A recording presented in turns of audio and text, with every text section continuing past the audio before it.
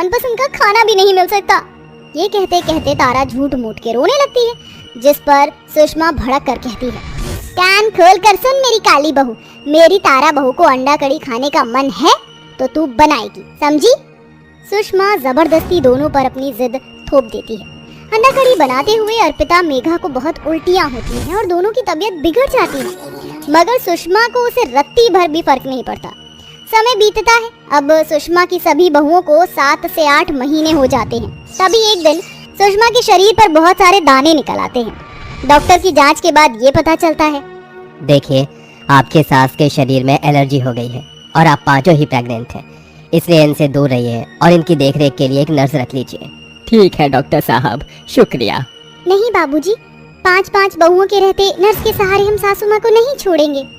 अरे चेहरे के साथ साथ तुम दोनों के दिमाग पर भी कालिक जम गई है क्या? सुना नहीं? डॉक्टर ने माँ जी से दूर रहने को कहा है। हम तीनों का ये पहला बच्चा है, जिसके लिए हम पिछले 9 महीने से इंतजार कर रही हैं। हम अपने बच्चे को खतरे में नहीं डालना चाहते हैं। ये कहकर सुषमा की तीनों बहुएं वहाँ से चली जाती हैं, मगर अर्पिता और मेघा अपनी सास की सेवा बाड़ी करती हैं। अर्पिता बहू, मेघा बहू, दूर रहो मुझसे, वरना तुम्हारे बच्चों को कुछ हो ना जाए। हमारे बच्चों को कुछ नहीं होगा माँ जी, उनकी सुरक्षा भगवान के हाथों में है। हमसे हमारी सास की सेवा का मौका मत छीनिए माँ जी। अर्पिता और मेघा दिन रात अपनी सास की सेवा बाड़ी में लगी रहती। वहीं सुषमा की तीनों बहुएं कई दिनों तक अपने कमरे से बाहर भी नहीं निकलती। कुछ दिनों बाद सुषमा ठीक हो जाती है, तभी उसकी तीनों बहुएं परेशान होने का ढोंग करती हैं। मगर अब सुषमा की आंखें खुल चुकी थी।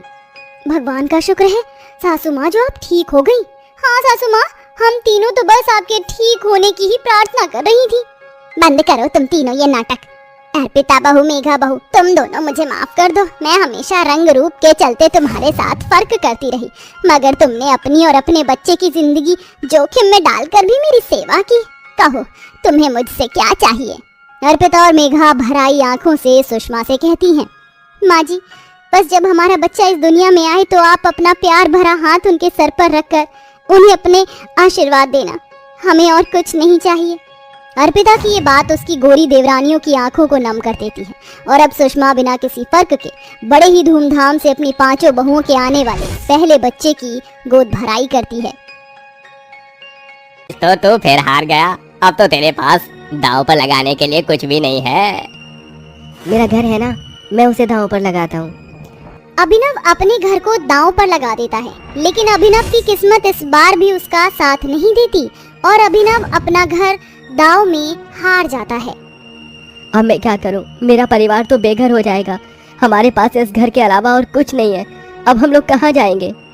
तू एक काम क्यों नहीं करता? अगर तू हमें घर नहीं दे सकता तो घर के बदले में 1 लाख रुपए दे दे। मैं इतने पैसे कहाँ से लाऊंगा? मेरे पास तो 1000 रुपए भी नहीं है। मुझे कुछ दिनों का समय दे दो। अभिनव के कहने पर बिरजू और मदन अभिनव को 2 महीने का समय दे देते हैं। अभिनव एक नंबर का जुआरी होता है। अभिनव की पत्नी अर्चना एक दर्जी होती है, जो गांव के लोगों के कपड़े सिलकर अपने घर का खर्च चलाती है और अपनी 5 नंद का ख्याल रखती है। अर्चना रंग रूप से काली होती है, लेकिन काला रंग